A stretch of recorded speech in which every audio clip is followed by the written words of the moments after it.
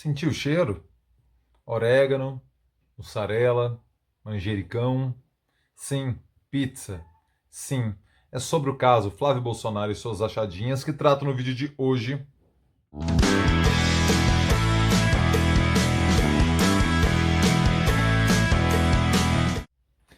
Fala aí, rapaziada! Tudo beleza? Bora gravar o vídeo de hoje, quarta-feira, dia 24 de fevereiro de 2021, e eu começo com aquele pedido clássico e tradicional. Por favor, meu filho, por favor, minha filha, caso você esteja pintando pela primeira vez aqui no canal, caso você ainda não tenha feito, se inscreva agora aqui no canal, se inscreva agora aqui no canal, sim, passa aqui, inscreva-se, porque você ganha, sim, você ganha conteúdo novo, vídeo novo, todo dia, meu filho. Mas é todo dia mesmo, Pablo? Sim, minha filha, todo dia. Diariamente eu estou aqui no YouTube trazendo vídeos com os assuntos, com aqueles conteúdos que eu sei que você gosta. Quais são eles? Vamos lá. Democracia, política, cidadania, história, cultura e tudo mais que se passa em minha cabeça simplesmente doentia. Então não vacile, se inscreva agora aqui no canal, porque você ganha vídeo novo todo dia e eu ganho a sua nobre companhia. Se você ganha, eu ganho. Você ganha, eu ganho. Por que não se inscrever? Aproveite e já ative as notificações, meu filho. Sim, sininho na fita. Por quê? Porque como tem vídeo novo todo dia, no momento exato em que eu postar, o YouTube vai lhe avisar e você pode assistir. Veja você, eu posto, o YouTube te avisa, e você vai lá e assiste, cara. Pô, sensacional, esse é o esquema. Se inscreva aí no canal, vai ser uma honra contar com você diariamente aqui assistindo os vídeos, cara. Uma alegria sem tamanho, de coração. Vamos lá, caso Flávio Bolsonaro. STJ cancela parte expressiva da colheita de provas do Ministério Público em relação ao senador Flávio Bolsonaro. A alegação é de que o acesso aos sigilos de Flávio Bolsonaro não foi feito legalmente, não foi feito da forma correta. Isso inviabilizaria a denúncia, ainda não, mas tudo leva a crer que esse será o caminho, e o processo volta lá para o seu início, volta a dar alguns passos atrás, bons passos atrás. A situação de Flávio Bolsonaro não foi por um triz, não. Teve bastante folga na quinta turma do STJ, que é que ficou responsável pela votação desse caso do Flávio Bolsonaro. Os ministros da quinta turma, os 5 ministros, o Flávio Bolsonaro teve uma votação de 4-1 em favorável a ele. Foram os ministros João Otávio Noronha, Reinaldo Soares da Fonseca, Ribeiro Dantas e Joel Ilan Parcionic, que foram os que votaram pró Flávio Bolsonaro, divergindo do ministro Félix Fischer, que este sim era o relator e acreditava que o habeas corpus solicitado por Flávio Bolsonaro não tinha sentido. Foi derrotado em sua interpretação, em sua relatoria, sendo que seus pares votaram pela anulação desse conjunto de provas, desse conjunto probatório. Vamos tentar compreender o cenário amplo primeiro, para depois entrarmos na parte específica. Todo julgamento, quando envolve políticos, a gente trabalha em duas perspectivas. A técnica, aquela legal, a que envolve os procedimentos, tudo respeitando o devido processo legal, a ampla defesa, o contraditório, o devido processo legal, todas as questões processuais têm que ser observadas. Por outro lado, tem o julgamento político, que é essencialmente de opinião pública.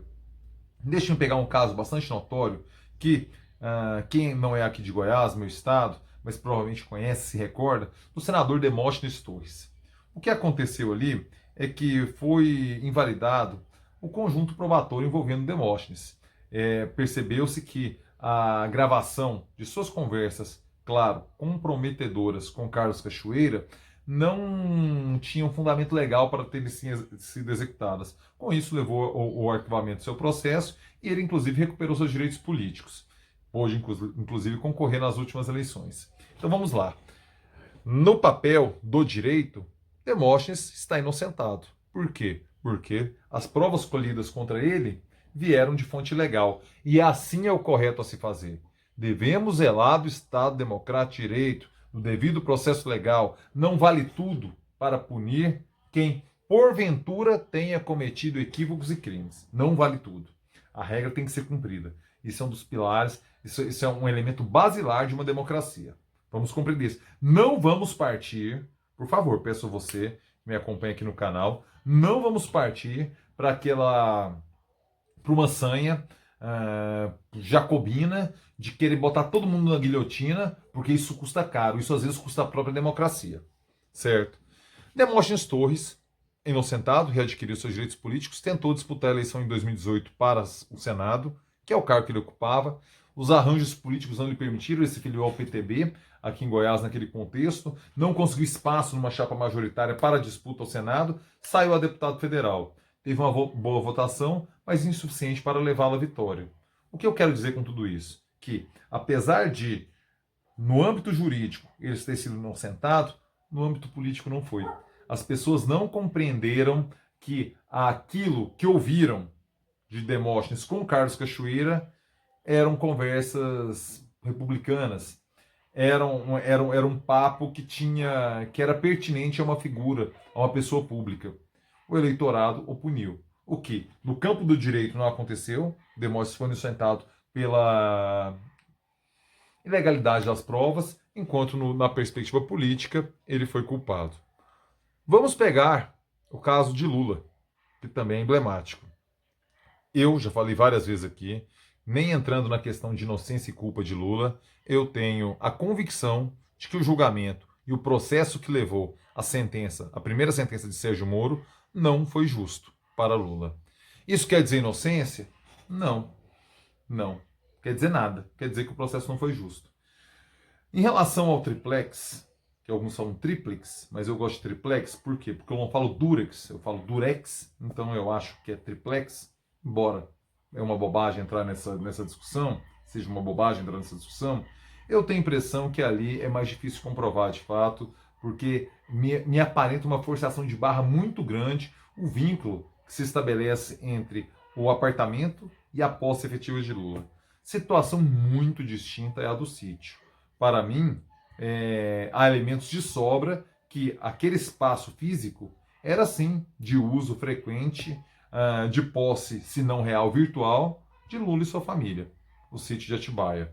Contudo, eu não posso abdicar da questão técnica do direito para avaliar o caso específico. Agora, novamente, a questão técnica já dei minha opinião. Eu acho que o Lula não teve um julgamento justo, para ele tem que voltar tudo para a estaca zero e ser julgado isso aí com uma nova perspectiva, com investigação justa, com levantamento de provas justo e com julgamento justo para Lula. Politicamente tem como desvincular isso da trajetória de Lula? Nunca, nunca. Quantas vezes Lula disputar uma eleição, ou o nome dele ainda for lembrado, mesmo depois que demore, que ele venha a óbito, que demore isso, insisto, mas que quando ele vier a óbito e o Partido dos Trabalhadores usar a sua figura, politicamente vai ser sempre lembrado esses equívocos, esses pontos que, no meu entender, são questionáveis sim da trajetória ética de Lula. Chegamos ao caso de Flávio Bolsonaro.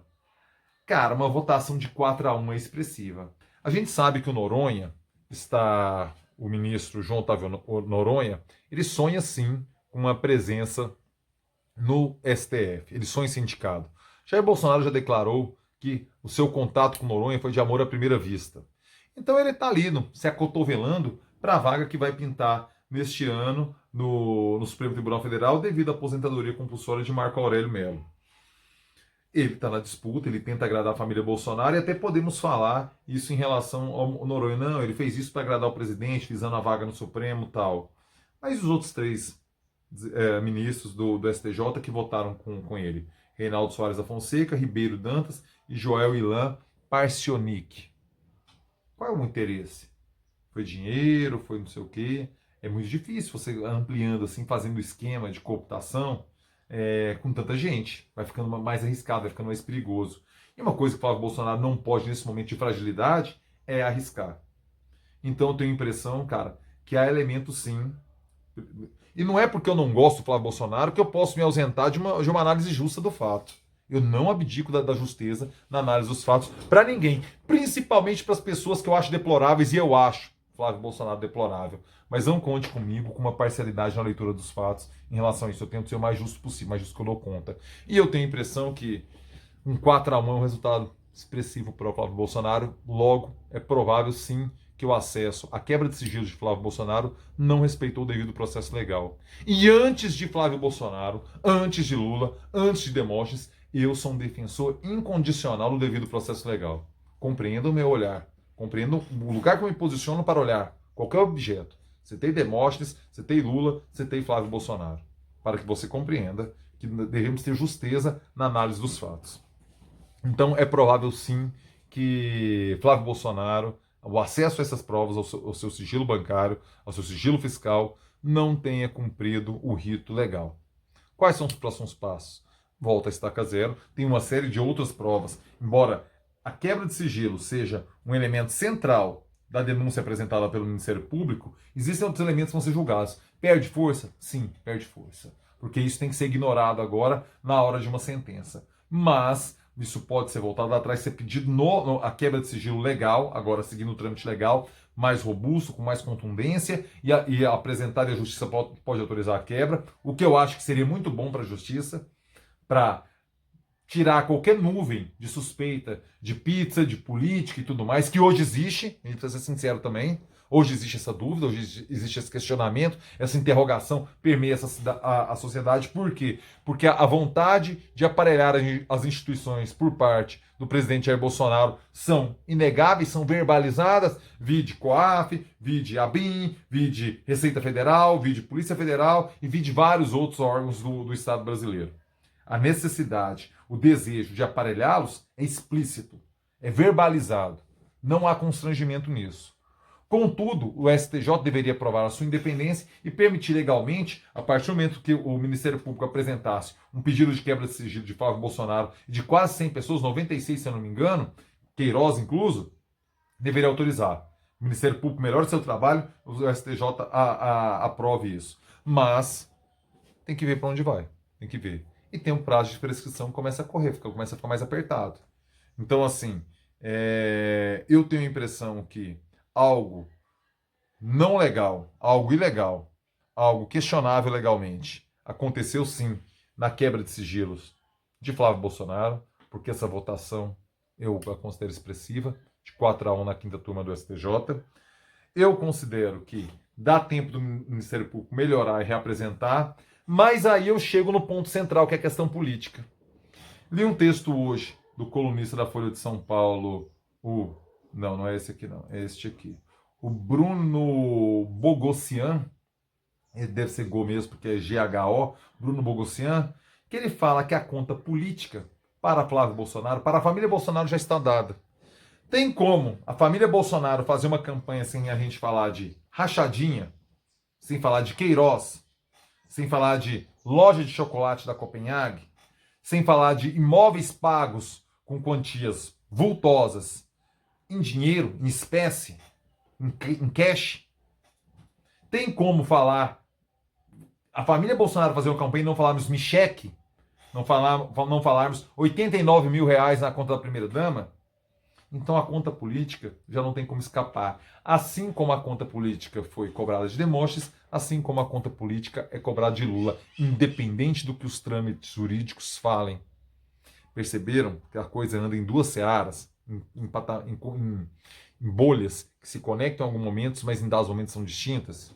Então, a palavra rachadinha, que já existe na história política brasileira há décadas, esse crime de peculato em que o parlamentar ou o próprio executivo, numa secretaria ou em um ministério, sei lá, paga um comissionado, uma parcela desse salário volta para o mesmo, independente do fim, se é para campanha, se é para enriquecimento pessoal, que aparentemente é o caso de Flávio Bolsonaro, as quantias que ele movimentou, os imóveis que ele comprou, não se explicam por meio do seu salário de deputado estadual, então deputado estadual, e pela lojinha da Copenhague.